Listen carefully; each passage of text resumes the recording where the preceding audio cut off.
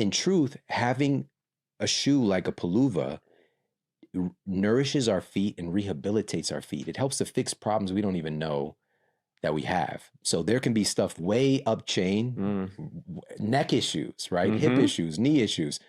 But if we're looking even specifically at the feet, we're so blinded from the fact that we were talking about this as well. You know, we have shoes for so many different modalities, and certain shoes are designed for certain things, you know, like your high jumping endeavors, for example. And that's all well and good. But what Peluvas have done for me is give me rehab and prehab for my feet.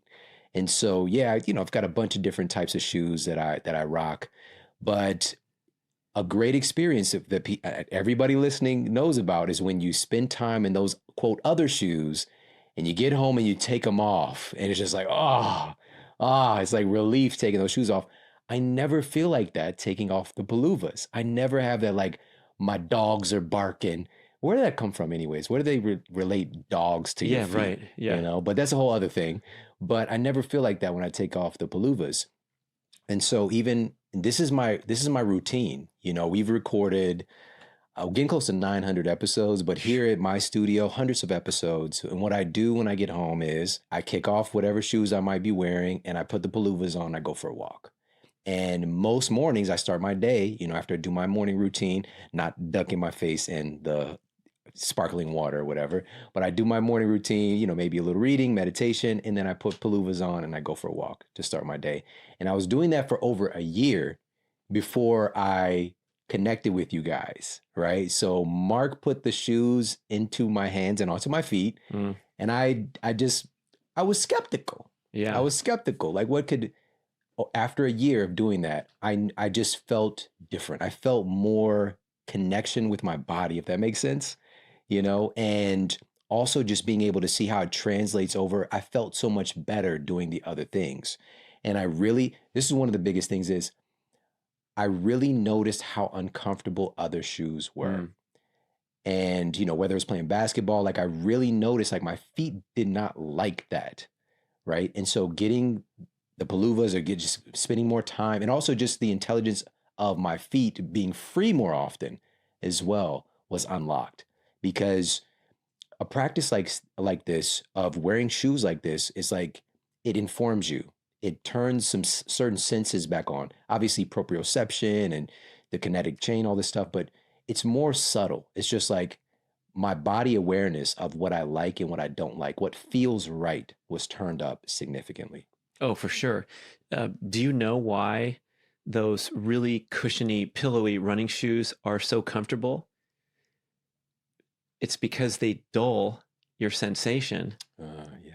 And so your proprioception is gone. And so if you take off jogging down the street at the running store, you're about to buy the big cushioning pair, it feels fantastic because all you feel is like your foot landing into a foam and you don't notice this inappropriately dispersed impact trauma throughout the lower extremities when you're wearing an elevated cushion shoe, because it enables the poor form where you're not landing correctly, but it's dulled. It's sort of like going to the dentist and you get a shot of Novocaine and then they drill and get your tooth out of there and everything feels fine. Thank you very much. How much is my copay? And then when the Novocaine wears off, you're at home going, help, you know, get me something. I need more. Yeah. And so it's just like that. Like the shoes are Novocaine.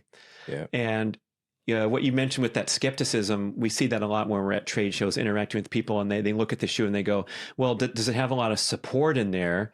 Because support equals comfort with all this flawed shoe marketing that we've been pushed. Like, what's the arch support like? And our answer is there's no arch support. The arch support is your own arch being allowed to function and go through its range of motion and give you tremendous support, vastly superior to any shoe, as a matter of fact. What a concept. What a concept. So these fluffy shoes, they basically, like you just said, they dumb your feet down. Yeah.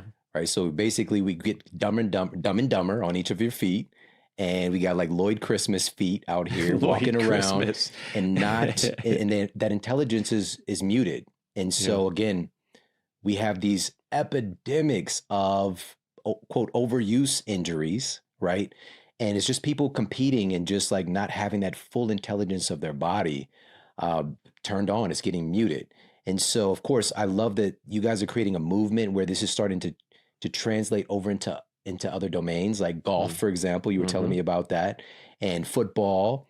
And what I'm hoping will be, rolling out from all of this is ultimately is just again us spending more time barefoot, like letting your feet be feet. And one of the things that was really compelling for me, and I shared this study with you, on the video. Maybe we can link the video below this one. But one of the studies that I shared was looking at, and this is a journal dedicated to orthotics and all this stuff. And so they're wanting to find a hack for disabling your feet, basically. And they were wanting to see what they can do with hallux valgus, right, or better known as bunions, and would putting somebody's feet in, because what happens is that big toe is getting pushed in over time, creating that bunion. What if they put people into shoes with a wider toe box? Would that help? And so they did that. And then they had another study group where they had toe separators and a wide toe box. The group that was just put in suddenly that have bunions into shoes with a wide toe box only, their bunions got worse on average. All right. It wasn't enough. But the toe separators in conjunction created significant improvement in bunions. And for some test subjects, some resolution. Like most people don't even know that's possible, right? They're suffering with bunions and they're doing all these little cosmetic things to try to fix it. But it's like, how about we remove the cause, which is having our toe pushed in constantly from our cute shoes, right? Well, specifically, this is going to be impacting women more often. And in truth, having a shoe like a Peluva nourishes our feet and rehabilitates our feet. It helps to fix problems we don't even know that we have. So there can be stuff way up chain, neck issues, right? Hip issues, knee issues. But if we're looking even specifically at the feet, we're so blinded from the fact that bunions, corns and calluses and all this stuff often come from wearing these, what you call, cushy shoes. And then maybe spending some time, suddenly we go with a wide toe box, zero drop shoe, and go for a hike after wearing, Skechers, which is right across the street at our Skechers outlets, wearing Skechers for years. These maximal, on the whole other end, we got maximalist shoes, right? Rather than rehabilitating our feet, starting to wear some Peluvas and going for a walk and getting all that data input and integration with our nervous system, with our feet. And it's healing, right? So that's another thing I want to share too, is like, it's not a good idea to go from 0 to 100, right? If somebody's been hiking in hiking boots, right? And then they want to throw on their Peluvas and go for a 2-hour hike the first time, like just wear them, put some time in, going for a walk and spending just time even around your house wearing the Peluvas or the Peluva socks is another thing that I haven't shared with you, but a lot of times here at the studio, even if I'm wearing, quote, regular shoes, I have on the Peluva socks underneath, and just having like that data, like it's like my feet are more aware when I have those socks on and my toes are separated. So I don't know if anybody shared that with you before. Oh, sure. We were shocked because we made the socks as a companion to wearing the shoes. Some people like to put socks in. I don't, because you're not going to get blisters, because blisters come from the friction of the toes being wedged together, right? And so you don't really need socks when you have 5 individual toe slots for your shoe, but the feeling and not wanting to get the sweaty in your shoes and all that, that's great. So then we notice like people are buying socks independently or more pairs of socks than shoes because they're wearing them in all the shoes. And so even a sock is still pushing, it's applying pressure to push the toes together. And so it's disturbing that natural desire for the toes to splay outward and relax and realign. So wearing 5 toes in any shoe is a big improvement.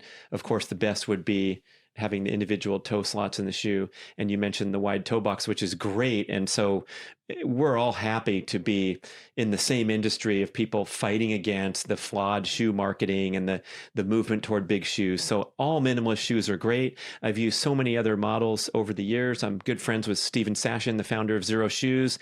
Love what all those people are doing. But there is a distinction between the wide toe box, which is not bad. It's not directly bad for your toes, but it's not helping to relax, realign, re-educate them like a 5-toe shoe would be, because it's sort of like wearing a toe spacer automatically throughout the day. And you can kind of tell this if you walk barefoot up a staircase.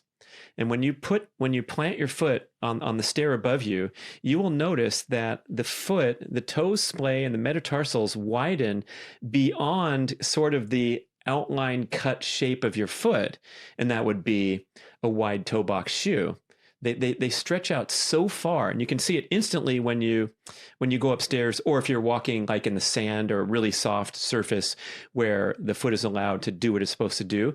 It's like super wide, like a duck swimming underwater. It's amazing to realize how wide the foot really will go if you allow it to. Yeah, yeah. And what happens is, you know, you go from a standard shoe to a wide toe box. Your feet have been trained most times for decades for some people to stay cramped together. They don't just suddenly start to, you know, have that natural splay.